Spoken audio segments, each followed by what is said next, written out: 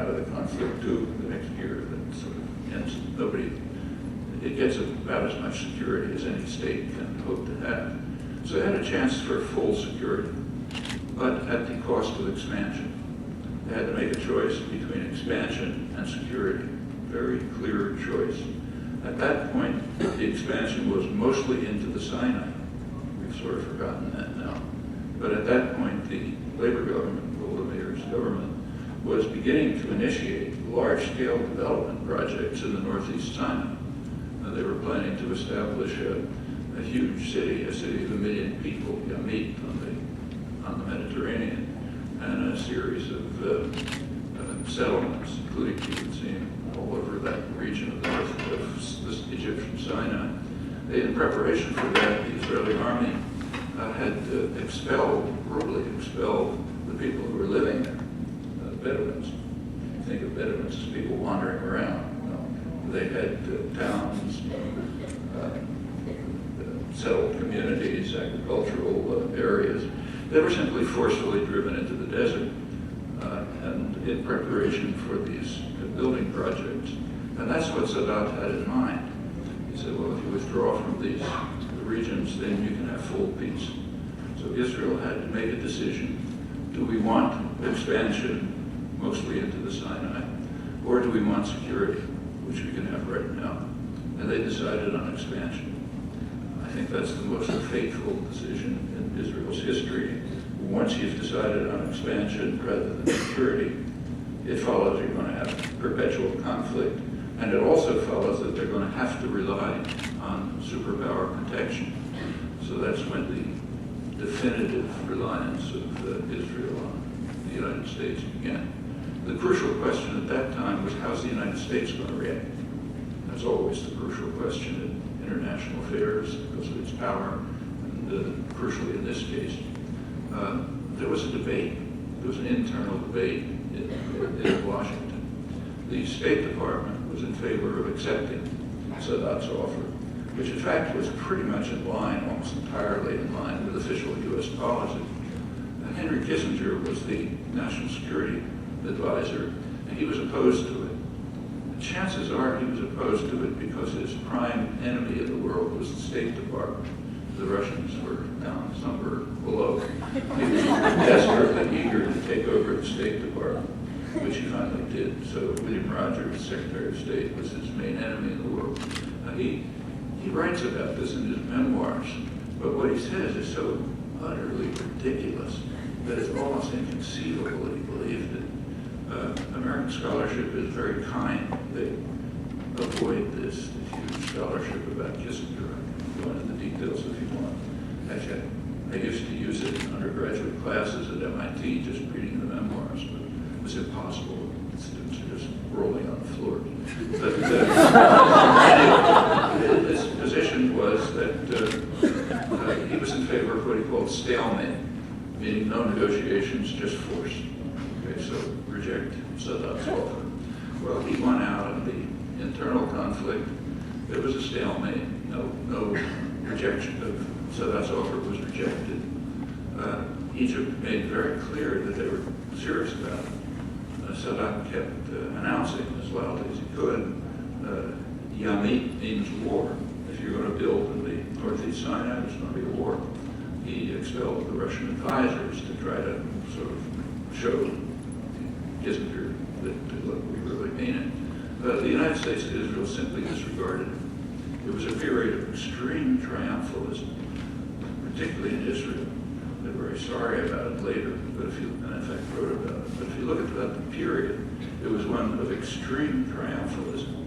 The Arabs don't know which end of the gun to hold. We'll do what we like, and so on. Interesting book about it by an Israeli journalist, which I tried hard to get somebody in the United States to publish in English. If you can read French, you can read it in French. I'm not competitive. It was quite basically triumphalism. We can disregard the Arabs. And Kissinger had the same view.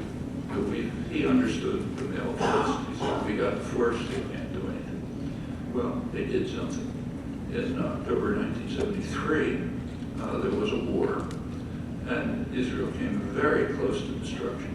It was the worst moment in its States history. At that point, they barely escaped thanks to enormous U.S. aid at the end. At that point, the clouds lifted. Kissinger and the Israelis recognized that the Arabs know which end of the gun to hold. We can't simply regard them as Egypt as a basket case. So therefore, we better get involved in negotiations. And then starts Kissinger's famous shuttle diplomacy, the master negotiator, and going up and back between Israel and Egypt. All of this is just farce. I mean, there was a proposal on the table already, but you had to make it look as if the United States was achieving a diplomatic settlement. Well, that's the way history is written. At Camp David, because the victors are powerful are the ones who write history, but you can find out the truth if you like. It's all quite open in the documentary record. There were meetings in Camp David in 1978 under Carter, where effectively Israel and Egypt accepted Sadat's 1971 offer. Now, an honest history would say that that was a diplomatic catastrophe. They accepted the offer that they rejected in 1971 at the cost of a major war, nearly close to a nuclear war, virtual destruction of Israel, vast suffering. But finally, the United States and Israel accepted what they rejected in 1971. But it's called a diplomatic triumph because we write history to make what we do look wonderful. It's a principle of academic scholarship, if you really want to make it in the field. But the facts are quite plain. In fact, it's even worse than what I said. The agreement that President Carter and it was then Menachem Begin, Prime Minister, what they agreed to in 1978, 79, was actually worse from their point of view than what Sadat had offered in 1971. Because in the interim, in the 1970s, the issue of Palestinian rights had entered the international agenda. It hadn't been there in 1971. You look at the major diplomatic documents like famous UN 242, there's nothing for the Palestinians. Sadat's offer, nothing. Jordan's offer a year later ignored the Palestinians. But by the mid-70s, that was not possible anymore. The Palestinian issue had come from center. Palestinian rights were beginning to be recognized. And in fact, in January 1976, next crucially important date, also wiped out of history. Things that are important tend to get wiped out of history if they don't sound right. In January 1976, there was a resolution brought to the UN Security Council by the major Arab states, by Egypt, Syria, Jordan, so-called confrontation states. It called for a two-state settlement on the international order, essentially the international consensus.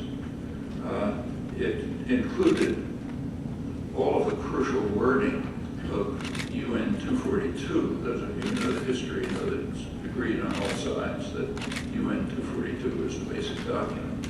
It called for recognition of the rights of all states in the region to exist in peace and security within secure and recognized borders and other similar wording. But all of that was incorporated in the January 1976 resolution. The one difference was that they now called for a Palestinian state in the occupied territories. That was the difference. And in the United States vetoed the resolution. When the U.S. vetoes a resolution, it's actually a double veto. One, it's not implemented. Two, it's eliminated from history. That's ideological power. That's what you go to universities to learn how to do. And it's not a joke, incidentally. But not my original comment, Orwell talked about it personally. But it's wiped out of history. The same thing happened in 1980 under Carter, similar resolution, same veto. But meanwhile, things didn't disappear on the ground. I won't run through the rest of it. And in 1978-79, the residue of that remained. So the agreement that Begin and Carter had to accept it had some reference to Palestinian national rights, a specific reference to at least something. Whereas Sadat's offer in 1971, the Jordanian offer a year later said nothing. Palestinians had no rights, just refugees. Well, that's the diplomatic catastrophe of 1978. Down in history, it's a diplomatic triumph. I won't run through the rest of the history, but if you want to look, it's quite interesting. A year after, since the Security Council was eliminated because of the U.S. vetoes, the issue moved to the General Assembly, and year after year there were resolutions at the General Assembly, with votes like 150 to 3 or something. And sometimes the United States picked up a Pacific island or Central American state or something like that. But essentially universal. And so this is not the only case. This is the case on many issues. And those who are concerned about their own country, if you're American citizens, ought to be aware of this.